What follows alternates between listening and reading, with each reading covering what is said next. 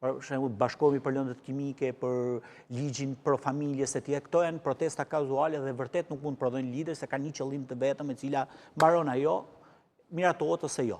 Protesta që kanë natyrë politike në mënyrë unanime del lideri.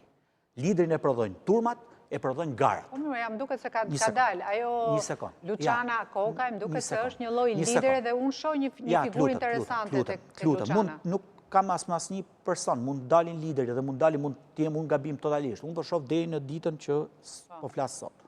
Së dyti, kam një histori tani 2 orë më parë me që nuse ime drejton një depër farmaceutike shumë të famshme në Shqipëri, po kërkonte për këto influencer. Dhe i shkruan njerëz, isha aty prezent, nuk po gënjej. I shkruan të lutem, a mund të bashkëpunojmë, i thotë se po fusni brend të rinë treg, mund të bashkëpunojmë? Dhe mesazhi i saj ishte i habitshëm, jam e fokusuar zemra, se kështu flasin edhe shpirti zemra, jam e fokusuar tek protesta.